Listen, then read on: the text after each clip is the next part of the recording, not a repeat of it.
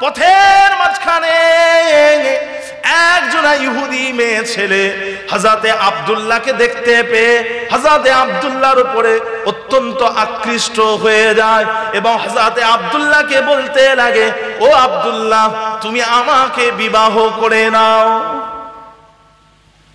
হযরতে আব্দুল্লাহ যুবক ছেলে, তিনাকে একটা মেয়ে বলছে, ইহুদি মেয়ে, তুমি আমাকে বিয়ে করে নাও। কেন জানেন?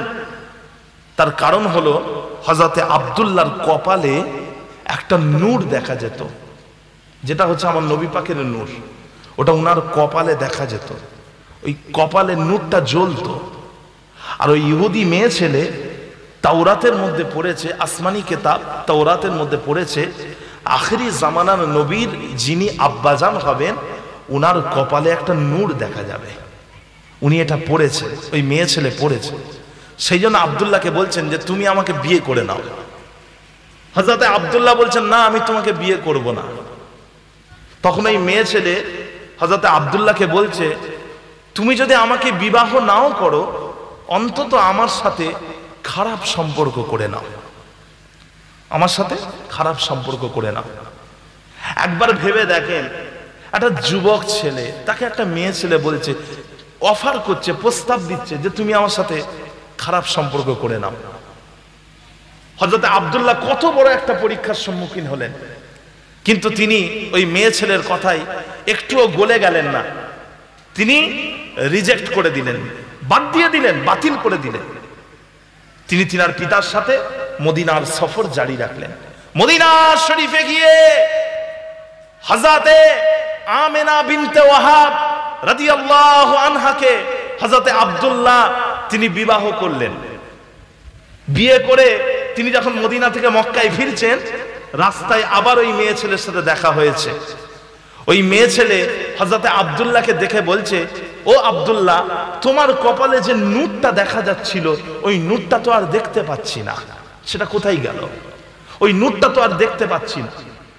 হযরতে আব্দুল্লাহ তিনি কোনো উত্তর দিলেন না। আসলে ওই মেয়ে ছেলে জানে না হযরতে আব্দুল্লাহর কাছে যে নূরটা ছিল ওটা হযরতে আমেনার গর্ভের মধ্যে, পেটের মধ্যে প্রবেশ করে গিয়েছে। জোরে বলুন না সুবহানাল্লাহ। আপনারা বুঝতে পারছেন অসুবিধা হচ্ছে?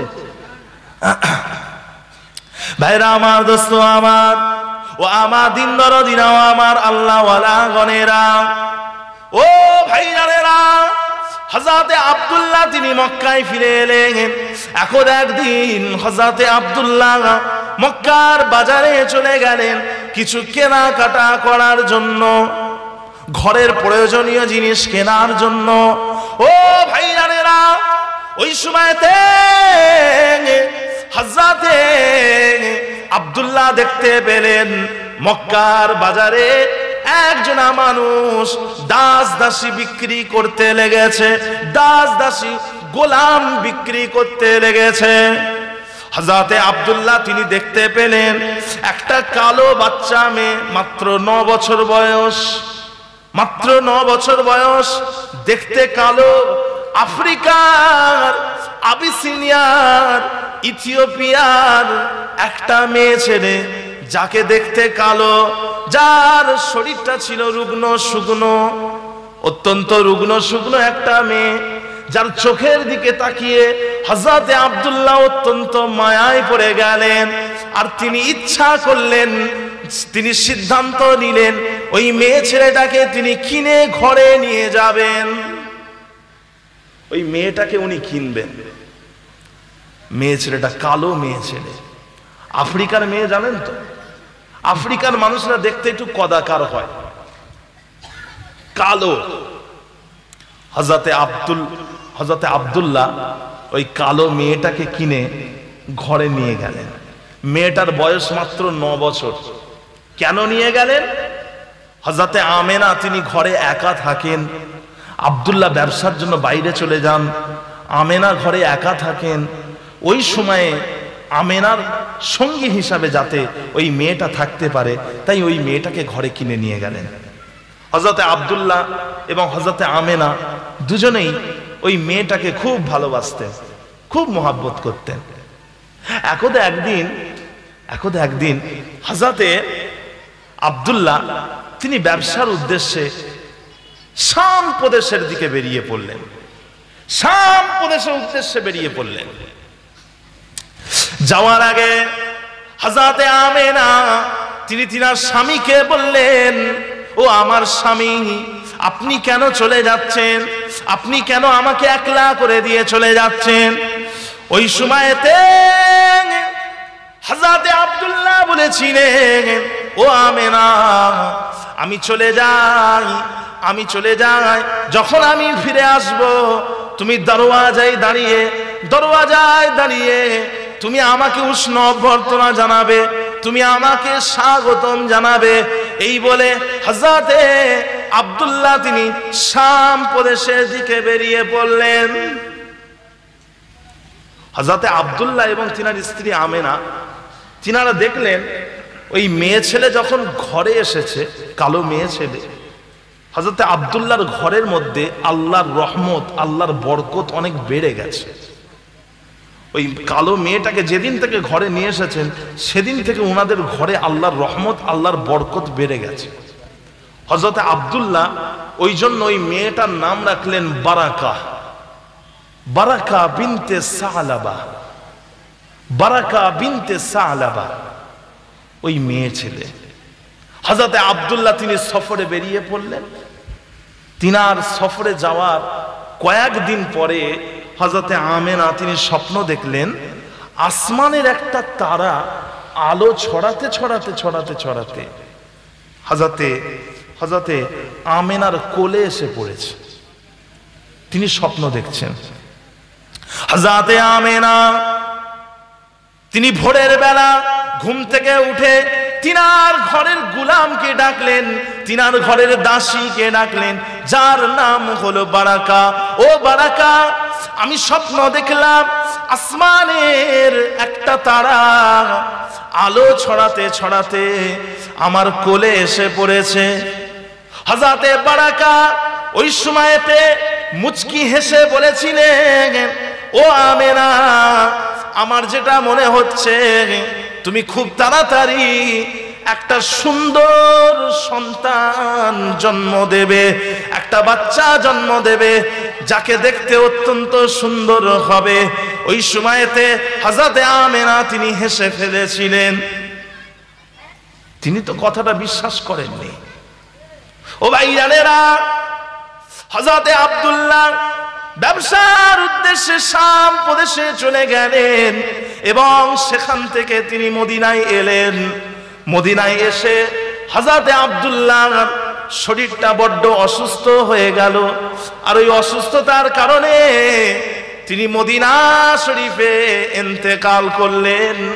নাবেগা জাদির বাড়িতে ওনাকে দাফন করে দেওয়া হলো। হযরতে আমেনা যখন ব্যবসায়িক কাফেলা মক্কায় ফিরে এলো, ব্যবসায়িক কাফেলা যখন ঘন্টা বাজিয়ে দিল, হযরতে আমেনা দরওয়াজার কাছে এসে দাঁড়ালেন, কিন্তু তিনি তিনার স্বামীকে খুঁজে পেলেন না। সবাই তাদের স্বামীকে পেয়ে গেল, কেউ তার বাপকে পেয়ে গেল, কেউ তার ভাইকে পেয়ে গেল, কিন্তু হযরতে আমেনা তার স্বামীকে পেলেন না। তিনি খবর পেলেন ওনার স্বামী আব্দুল্লাহ মদিনা শরীফে শারীরিক অসুস্থতার কারণে ইন্তেকাল হয়ে গিয়েছে। হযরতে আমেনা অত্যন্ত একা হয়ে গেলেন, অত্যন্ত কষ্টের মধ্যে পড়ে গেলেন।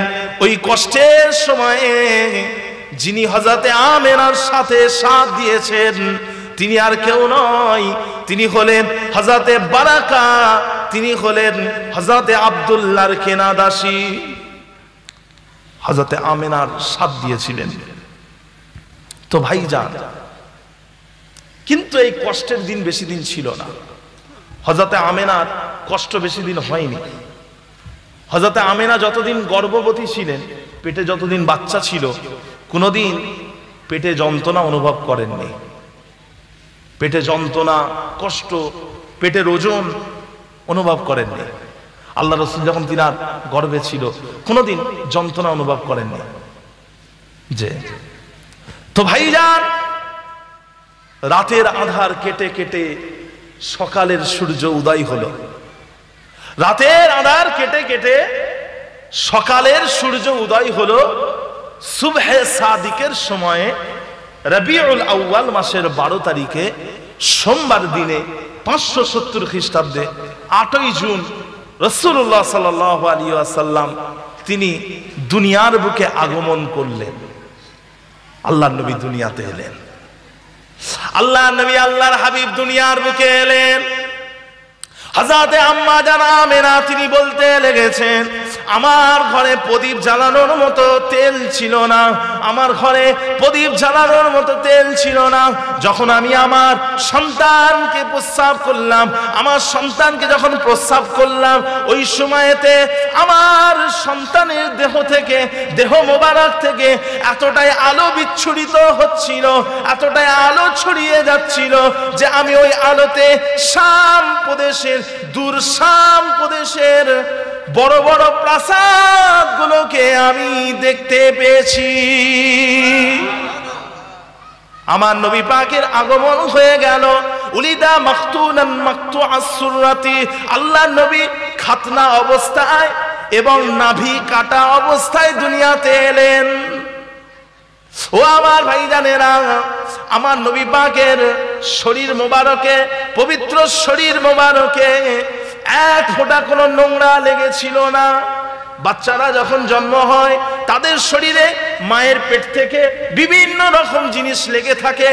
আল্লাহর নবী যখন দুনিয়ায় এলেন সম্পূর্ণ পরিচ্ছন্ন পরিষ্কার অবস্থায়, পাক পবিত্র অবস্থায় আমার নবী পাক তিনি দুনিয়ার বুকে আগমন করলেন। একবার বলুন সুবহানাল্লাহ।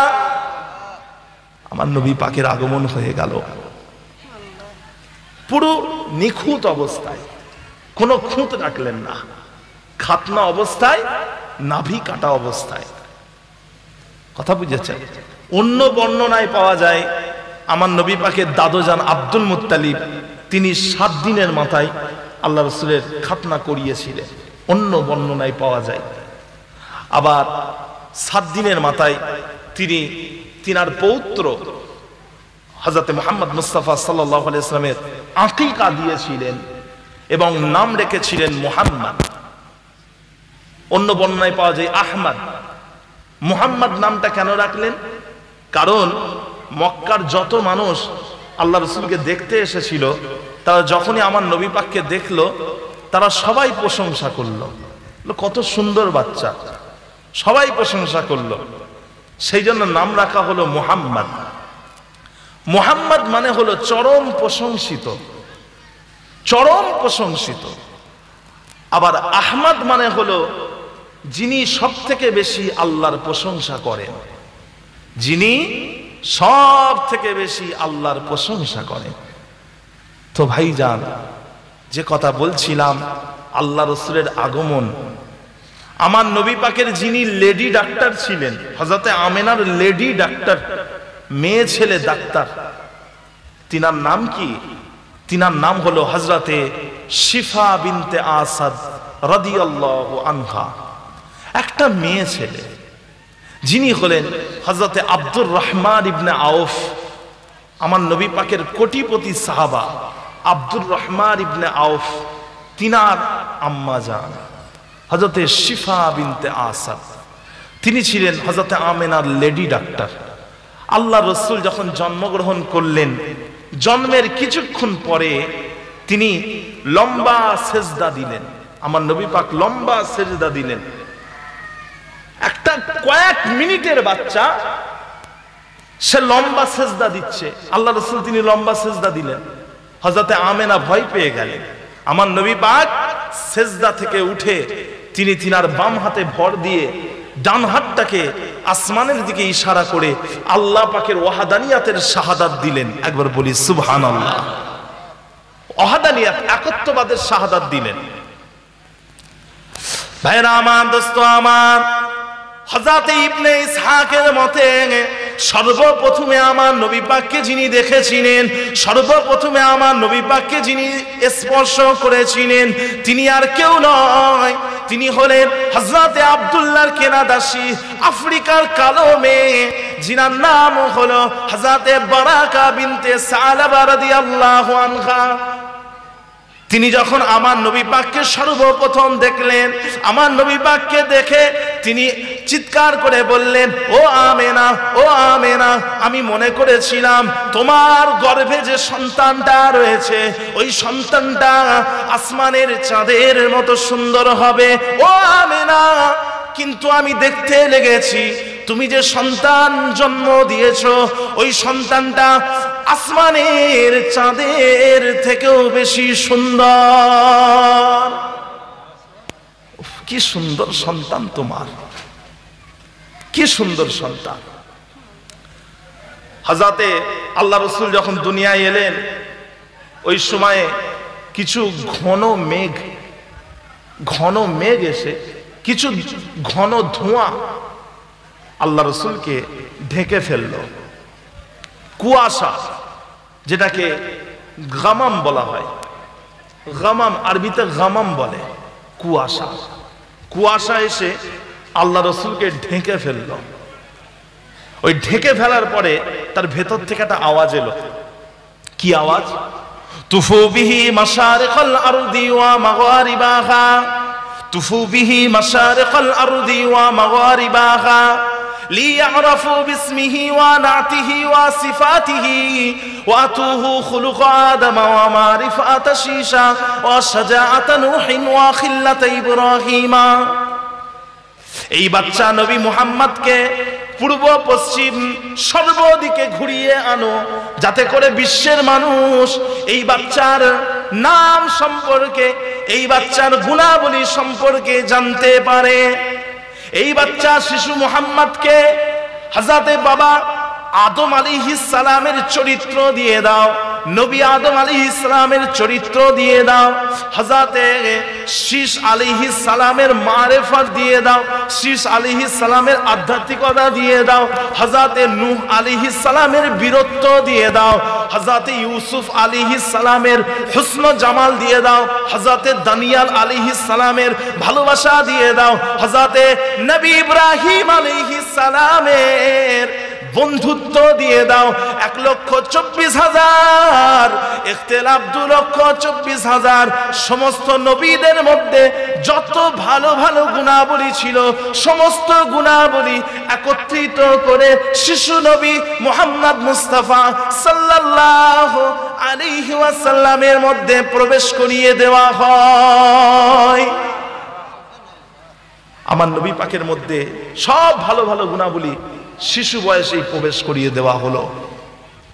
তো ভাইজান, যে কথা আমি বলছিলাম, হযরতে আমেনা খুব খুশি হয়ে গেলেন। আসমানের পাখিগুলো, জমিনের পশুগুলো, পানির মাছগুলো একে অপরকে সুসংবাদ জানাচ্ছে। এই তোমরা জানো আজকে দুনিয়ার বুকে কার আগমন হয়ে গেছে? আখিরি জামানার নবীর আগমন হয়ে গেছে। কিসরার রাজপ্রাসাদের 14টা গম্বুজ সাথে সাথে ধসে পড়ে গেল। কিসরার রাজপ্রাসাদের 14টা গম্বুজ সাথে সাথে ধসে পড়ে গেল। বকরিগুলো চড়াতে নিয়ে যাব। ওই সময়তে হযরতে হালিমা বলেছিলেন, ও আমার মেয়ে, আমার বয়স হয়ে গিয়েছে আর তোমার আব্বা অনেক বুড়ো হয়ে গিয়েছেন, কেন তুমি এরকম আবদার করছো? যাও যাও, এই বকরিগুলোকে তুমি একাই নিয়ে যাও। ওই সময়তে হযরতে হালিমার কন্যা সাইমা বলেছিলেন, আম্মা জান, আমার সাথে আমার দুধ ভাই মুহাম্মদকে যদি পাঠান তাহলে আমি এই বকরিগুলো চড়াতে নিয়ে যাব। আমার সাথে যদি আমার দুধ ভাই মুহাম্মদকে যদি পাঠান তবে আমি এই বকরিগুলো চড়াতে নিয়ে যাব।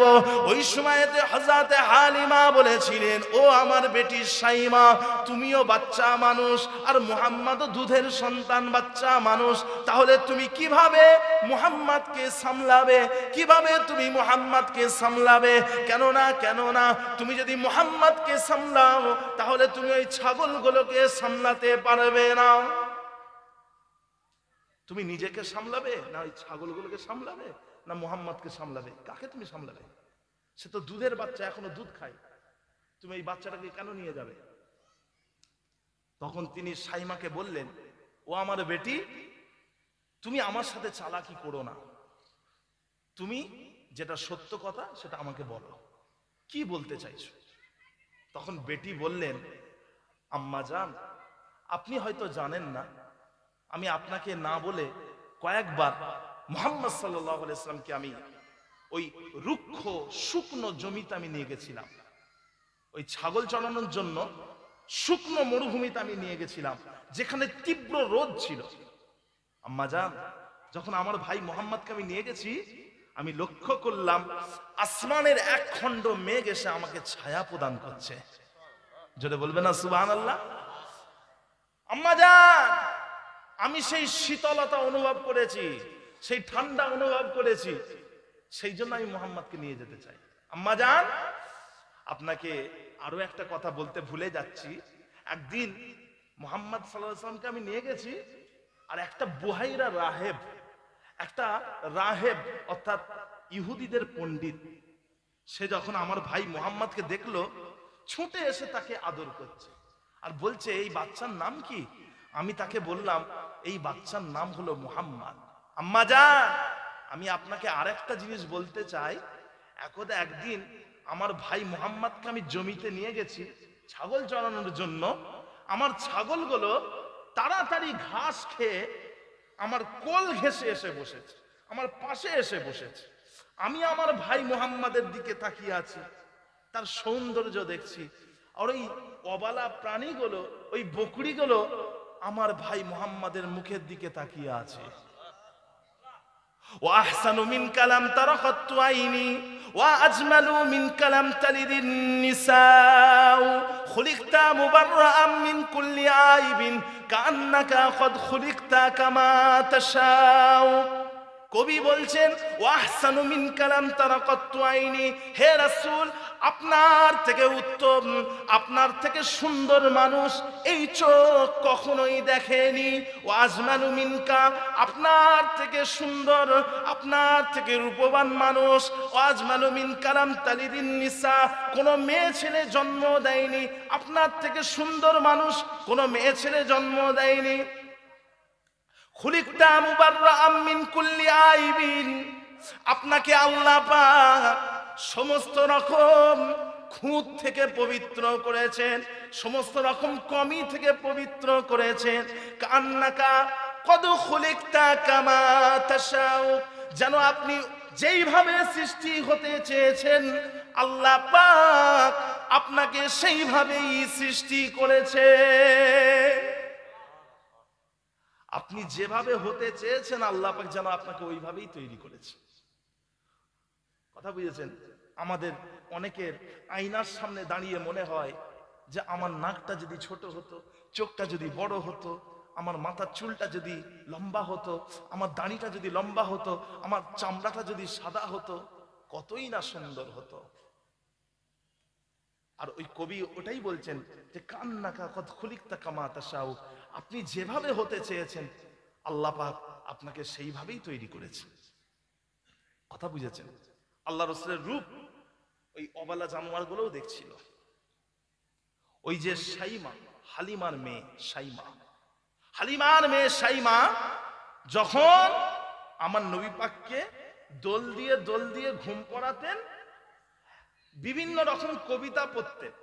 আমাদের মুসলমান ঘরে বাচ্চাদেরকে যখন দোল দেয় একটা কবিতা পড়ে না, একটা আল্লাহর নাম নিয়ে একটা কবিতা, হাসবি রাব্বি জাল্লাল্লাহ মাফি কলবি গায়রুল্লাহ নূর মুহাম্মদ সাল্লাল্লাহ হক লা ইলাহা ইল্লাল্লাহ, এই পড়ে পড়ে বাচ্চাদেরকে ঘুম পড়ানো হয়। আর ওই শাইমা মেয়ে ছেলে তার ভাই মুহাম্মদকে কবিতা পড়ে পড়ে ঘুম পড়াতেন।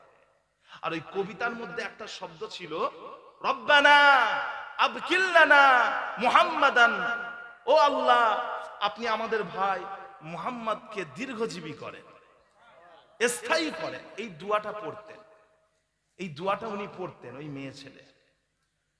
ভাইরা আমার, দোস্ত আমার, ও ভাইজানেরা, ফাতহে মক্কার পরে, মক্কা বিজয়ের পরে আল্লাহর হাবিব যখন হুনাইনের পথে চলেছেন, যেখানে হুনাইনের যুদ্ধ হয়েছিল, হুনাইনের যুদ্ধের পরে ৬,০০০ শত্রু সেনাকে আল্লাহ নবী বন্দী করেছেন, আর ১২,০০০ বকরি গনিমতের মাল হিসাবে পাওয়া গিয়েছে।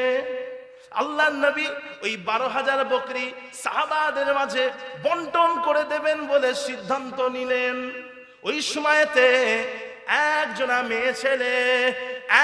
মেয়ে ছেলে চিৎকার করে বলতে লেগেছে, আমি হলাম মুহাম্মাদের বোন, আমি হলাম রাসূলুল্লাহ সাল্লাল্লাহু আলাইহি ওয়াসাল্লামের বোন, আমাকে একবার আমার রাসূলের সাথে সাক্ষাৎ করতে দাও। সাহাবারা এসে আল্লাহ রাসূলকে বললেন, ইয়া রাসূলুল্লাহ, আপনার কি কোনো বোন আছে? আপনার কি কোনো বোন আছে? আল্লাহ রাসূল চিন্তায় পড়ে গেলেন যে আব্দুল্লাহর ঘরে আমি তো একমাত্র আব্দুল্লাহর একমাত্র সন্তান, আমার তো কোনো ভাই বোন নেই, তাহলে কে বলছে? চিন্তায় পড়ে গেলেন। তিনি বললেন, কই ওই মেয়ে ছেলেকে ডাকো। একজনা বৃদ্ধা মেয়ে ছেলে, বয়স্ক মেয়ে ছেলেকে হাজির করা হলো।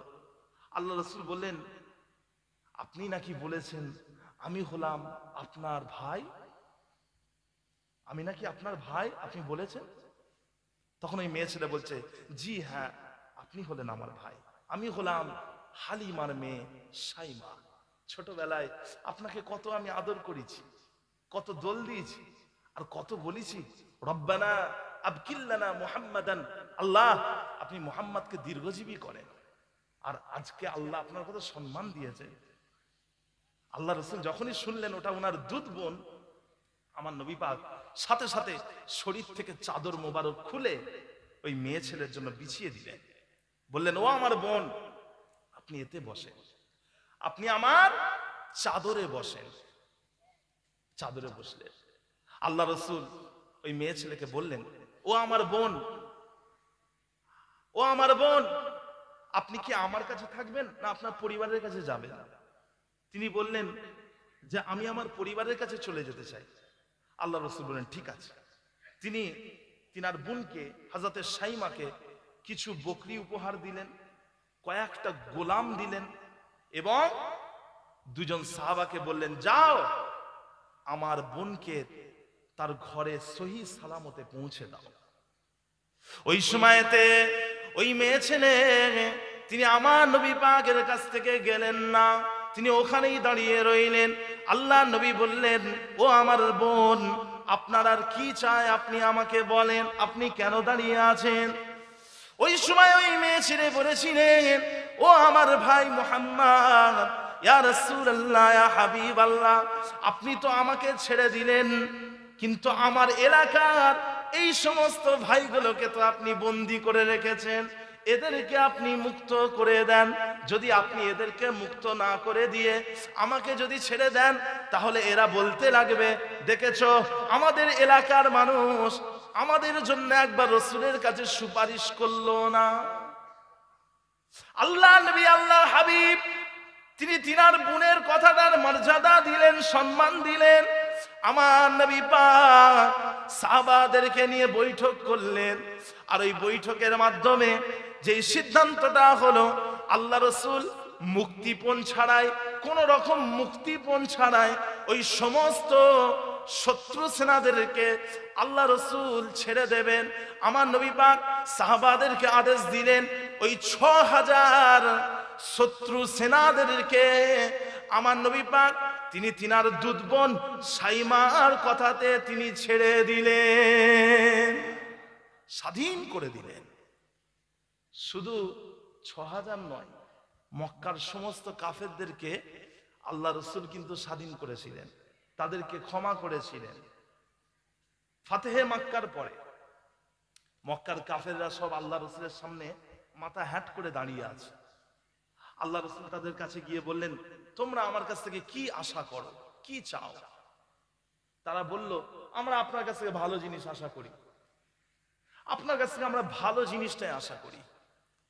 আল্লাহ রাসূল বললেন না যে তোমরা আমার কাছে কিভাবে ভালো জিনিস আশা করছো, তোমরা তো আমাকে মক্কায় কম জুলুম অত্যাচার করোনি। আল্লাহ রাসূল এই কথা বললেন না। আল্লাহ রাসূল বললেন যে আমি তোমাদের সকলকে ক্ষমা করলাম, আমি তোমাদের সাথে আজকে ওই রকমই আচরণ করব যেই রকম আচরণ আমার ভাই ইউসুফ আলাইহিস সালাম তিনি তিনার ভাইদের সাথে করেছিলেন।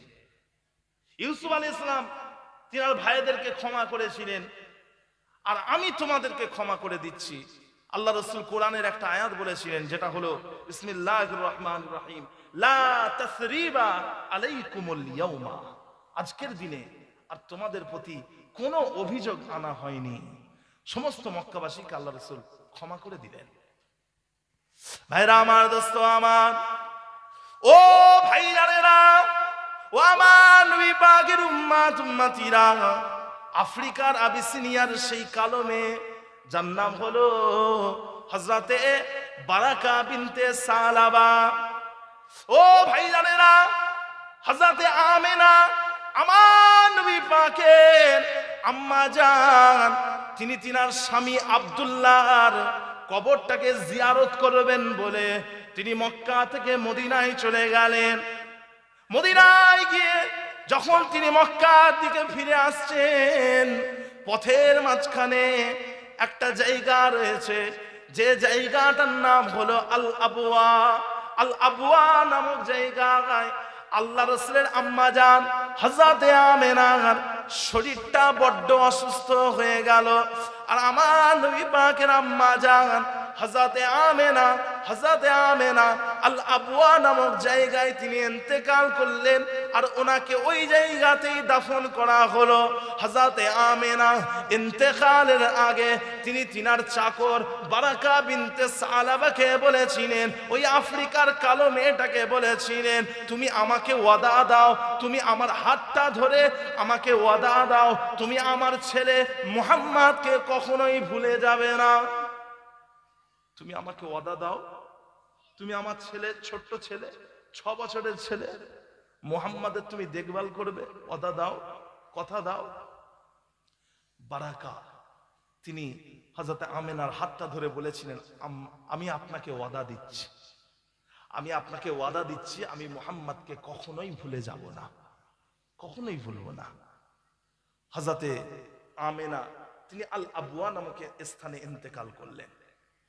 ইন্তেকালের পরে, ইন্তেকালের সময় তিনি তিনার সন্তান মুহাম্মদ সাল্লাল্লাহু আলাইহি ওয়াসাল্লামের জন্য একটা দাসী আর কয়েকটা ঘরের পোষ্য, কয়েকটা পোষ্য রেখে দুনিয়া থেকে চলে গেলেন। হযরতে আমেনা, হযরতে বারাকা আল্লাহ রাসূলের ঘরের চাকর, তিনি আমার নবী পাককে নিয়ে হযরতে আব্দুল মুত্তালিব রাসূল পাক সাল্লাল্লাহু আলাইহি ওয়াসাল্লামের দাদুজানের ঘরে চলে এলেন। আব্দুল মুত্তালিব তিনি এখনো হায়াতে আছেন, তিনার কাছে চলে এলেন। তো ভাইজান, হযরতে আব্দুল মুত্তালিব তিনি তিনার পৌত্রকে ঘরে নিয়ে নিলেন। আল্লাহ রাসূল ওই সময়ে মাত্র 6 বছর বয়স, তখন বয়স মাত্র 6 বছর, তিনি ওই মেয়ে ছেলেটাকে, আফ্রিকার ওই কালো মেয়ে ঘরের দাসী বারাকাকে তিনি স্বাধীন করে দিলেন। আল্লাহ রাসূল বললেন, ও আমার আম্মা জান, ও আমার আম্মা জান, আমি আপনাকে স্বাধীন করে দিলাম, আপনি যেখানে ইচ্ছা চলে যান। ওই বারাকা, ওই কালো মেয়েটাকে আল্লাহ রাসূল বলছেন, ও আমার আম্মা জান, ও আমার মা, আপনাকে আমি স্বাধীন করে দিলাম, আপনি যেখানে খুশি চলে যান। ওই সময়তে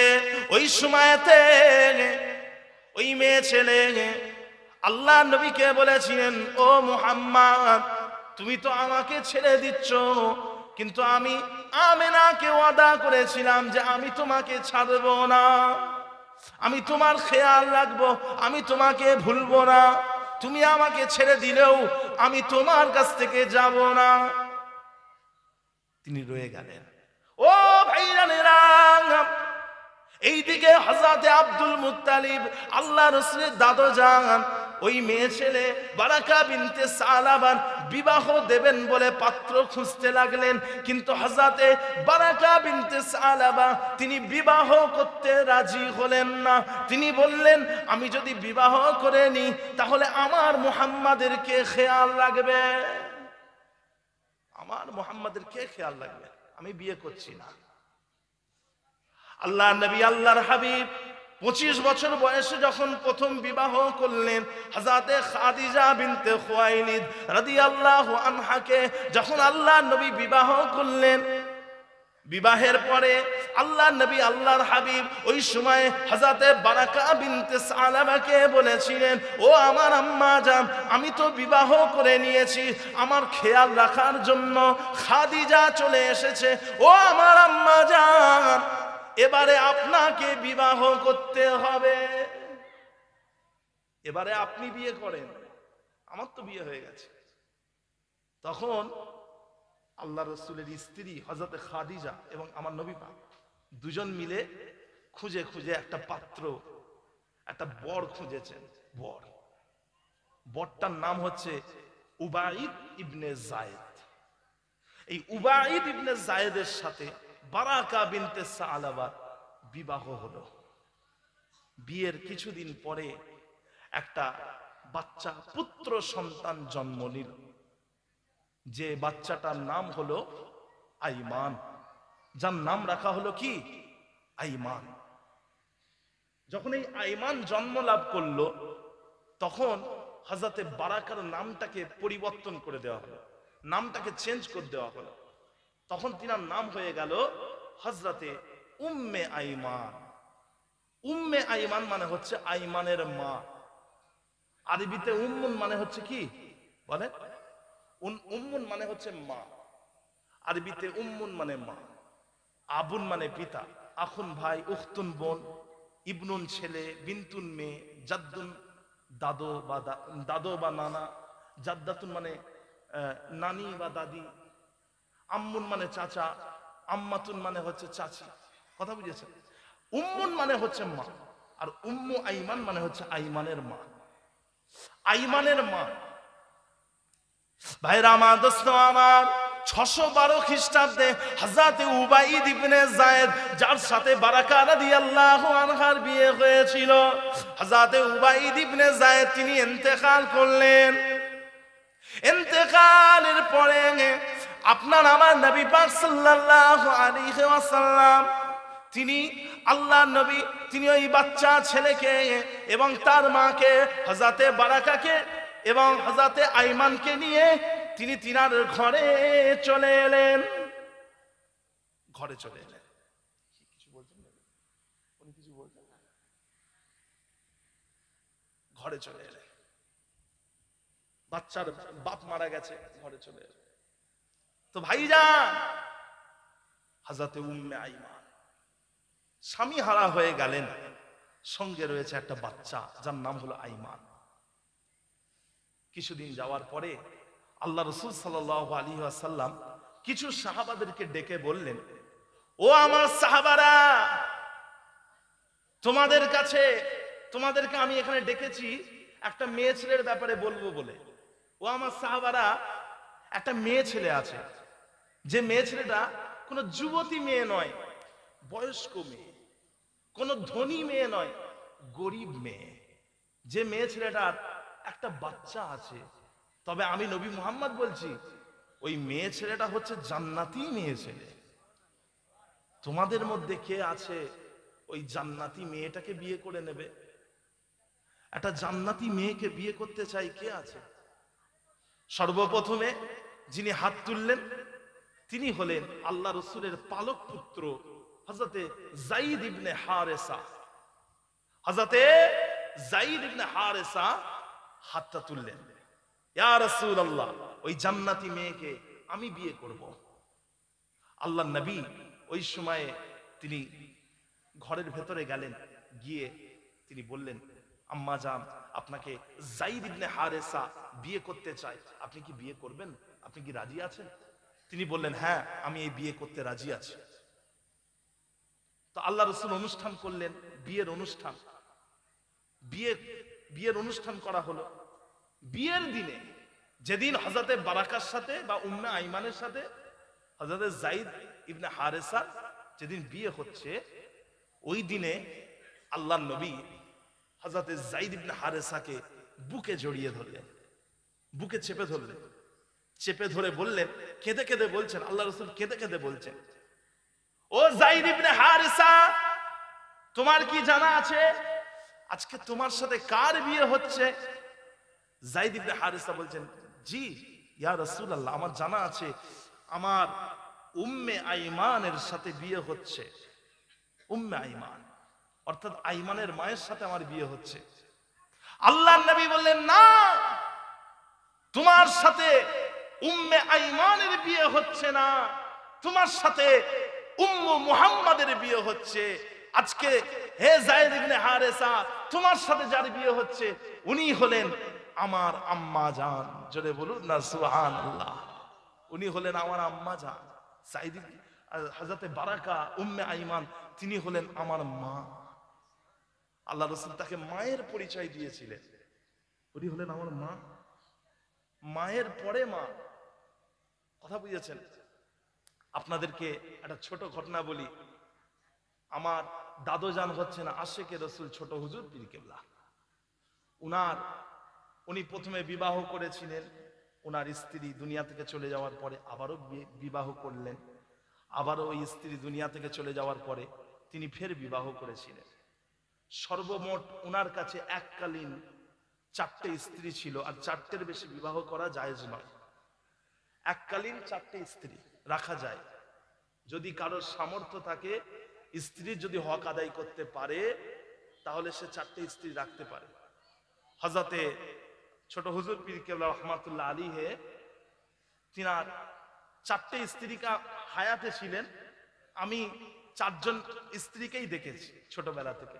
তবে আমার 3জন দাদিজানের মুখ আমার মনে আছে, একজনের কথা মনে নেই। খুব ছোটবেলায় দেখেছিলাম, ভুলে গেছি। আমার পীর ইসমাইল সিদ্দিকী শাহজাহান হুজুরের যিনি আম্মা যান, ওনার মুখটা আমার মনে নেই। বাকি আমার নিজের দাদিজান, আমার আব্বা জানের নাম হলো আবু তাহের সিদ্দিকী, ওনার আম্মা জানের মানে আমার দাদিজানের মুখ আমার মনে আছে। তারপরে আমার পীর ইব্রাহিম সিদ্দিকী শাহজাহান, ইউসুফ সিদ্দিকী শাহজাহান, ওনার আম্মা যান, ওনারও মুখটা আমার মনে আছে। আর এখনো একজন দাদিজান হায়াতে আছেন, উনি হলেন হযরত আলী আসগার সিদ্দিকী, আলী আকবর সিদ্দিকী, হাসান সিদ্দিকী, উসমান সিদ্দিকী, ওনাদের আম্মা যান এখনো হায়াতে আছে। কথা বুঝেছেন? আমার একজন দাদি হায়াতে আছে। তো আমি যে কথা বলতে চাইছিলাম, ঈদের দিনে আমার আব্বা হচ্ছেন ছোট হুজুর পীর কেবলার সব থেকে ছোট ছেলে। ঈদের দিনে আমার আব্বা যান ঈদের নামাজ পড়ে অন্য দাদিদের কাছে চলে যেতেন, মানে অন্য মায়েদের কাছে যেতেন। ওই সময়তে ওই দাদিটা বলতেন, ওই তাহের, তুই আমার কাছে এসছিস কেন? তুই তোর মায়ের কাছে যা না। তুই আমার কাছে এসছিস কেন? তুই তোর মায়ের কাছে যা। আমি তো তোর মা নয়, তুই তোর মায়ের কাছে যা। কথা বুঝতে পেরেছেন? আমার আব্বা যান ওই সময় আমার ওই দাদিজানকে বলেছিলেন, আম্মা যান, ওটাও যেমন আমার মা, আপনিও তেমন আমার মা। বলবেন না সুবহানাল্লাহ? কথা বুঝেছেন? ওটাও যেমন আমার মা, আপনিও তেমন আমার মা। আর সত্যি কথা আপনাদেরকে একটা বলি, আমি ছোটবেলায় বুঝতে পারতাম না কোনটা আমার নিজের দাদি আর কোনটা অন্যজনের দাদি। আমি বুঝতে পারতাম না, সকলকেই মনে হতো এটাই আমার নিজের দাদি।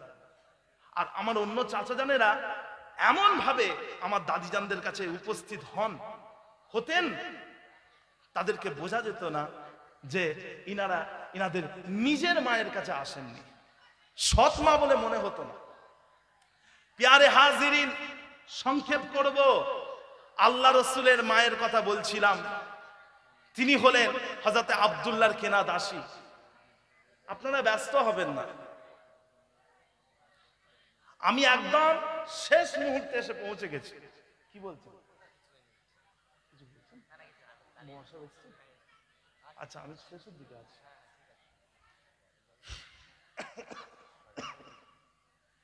তো ভাইরা, যে কথা আমি বলছি, হযরতে উম্মে আইমান এমন একজন মেয়ে ছেলে ছিলেন, সাহাবায়ে কেরামরা বলছেন হযরতে উম্মে আইমান আল্লাহ রসুলকে খাবারের ব্যাপারে খোঁটা দিতে পারতেন, অন্য কেউ দিতে পারতো না। আল্লাহ রসুলের যতটা ইচ্ছা তিনি ততটা খাবেন, যেটা ইচ্ছা সেটা খাবেন, যতটা ইচ্ছা তিনি খাবেন, বাকিটা রেখে দেবেন। কিন্তু একমাত্র হযরতে উম্মে আইমান বা বারাকা রাদিয়াল্লাহু আনহা যিনি আল্লাহ রসুলকে বলতেন, ও মুহাম্মদ সাল্লাল্লাহু আলাইহি ওয়াসাল্লাম, খেয়ে নাও, খেয়ে নাও, এভাবে জোর দিতে পারতেন, খেয়ে নাও, তুমি খেয়ে নাও, জোর দিতেন। যেমন তার একটা মা তার বাচ্চাকে বলে, এই কচি খেয়ে নাও, খেয়ে নাও, সেরকম বলতেন, ও আমার মুহাম্মদ তুমি খেয়ে নাও, খেয়ে নাও। ভাইরা আমার, দোস্ত আমার, ও ভাইরানেরা, আল্লাহ নবী যেমন তিনি তিনার দুধমা হালিমাকে দেখলে পবিত্র চাদর বিছিয়ে দিতেন, আল্লাহ নবী যেমন তিনি তিনার দুধ বোন সাইমাকে দেখলে চাদর বিছিয়ে দিয়েছিলেন, সেই রকম মক্কা থেকে মদিনায় যখন আমার নবী পাক হিজরত করলেন, এই হিজরতের সময়ে হযরতে বারাকা রাদিয়াল্লাহু আনহা অর্থাৎ হযরতে উম্মে আইমান তিনিও আমার নবীর সাথে হিজরত করেছিলেন। মক্কা থেকে মদিনা এই দীর্ঘ পথ অতিক্রম করার পরে হযরতে বারাকা রাদিয়াল্লাহু আনহার চেহারা মুবারকে ধুলো মলিন হয়ে গিয়েছে, চেহারাটা ধুলোতে পরিপূর্ণ হয়ে গিয়েছে, হযরতে বারাকার চেহারাটা ঘেমে গিয়েছে।